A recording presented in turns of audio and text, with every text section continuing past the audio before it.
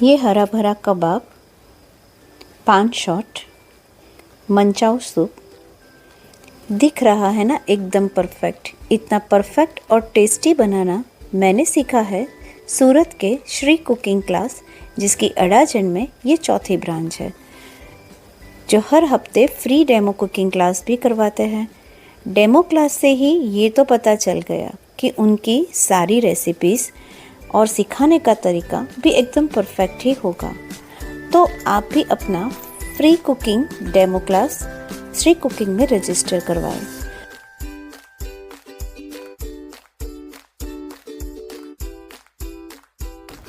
એના પછી છે 1/3 કપ અને સૌથી નાનો છે 1/4 કપ। 4 અને 3 કપના સેટ। ये है सेफ पीनर, जिनका सिखाने का तरीका भी मुझे बहुत ही अच्छा लगा। જેમાં સૌથી મોટી કહેવાય ટેબલ સ્પૂન। અહીંયા તમે નજીકથી 1 cup milk. 1 cup milk 1 cup એટલે કયો કપ થશે?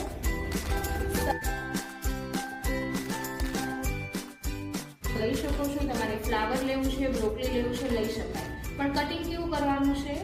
એકદમ ચોપ કટિંગ કરવાનું। પાલકનો આટલો સરસ ગ્રીન કલર મેન્ટેન કરવો હોય તો શું પ્રોસેસ કરવાની? યસ, પાલકને બ્લાન્ચ કરવાની છે, પણ પાલક એક એકદમ પતલું અને લીફી વેજીસ છે, તો તપેલીમાં પાણી ગરમ કરવાનું। પાણી સેજ નોર્મલી ઉપર તળાય છે, છૂટી નહીં પડે, કારણ કે બ્રેડ ક્રમ્સ છે ને બટાકું છે, પણ ટીકી કેવું ક્રિસ્પી નહીં થાય, તેલ પી જશે અને આપણે ટીકીને ક્રિસ્પી કરવી છે। તો આની આ ટીકી ઉપર 3 ટાઈમ કોટિંગ કરવાનું છે, લખેલું છે, હું તમને બતાવું છું। સૌથી પહેલા કીધું છે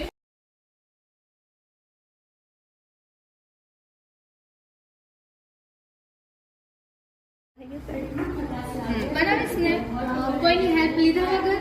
સરસ, અરે વાહ, કેટલો હોશિયાર છે છો। વધારે તેલમાં ટીકી નાખી તો ઉપરથી બળી જાય, અંદરથી કાચી રહે।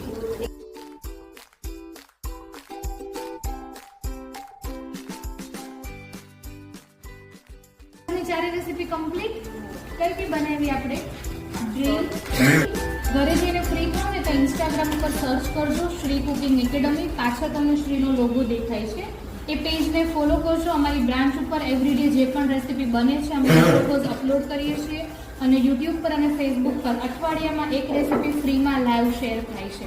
એટલે ક્યારેક તમને એવું થાય કે ભાઈ મારે કોઈ રેસીપી શીખવી છે પણ મને થોડું ઘણું આઈડિયા નથી આવતું, તો અમે ઘણી બધી એવી રેસીપી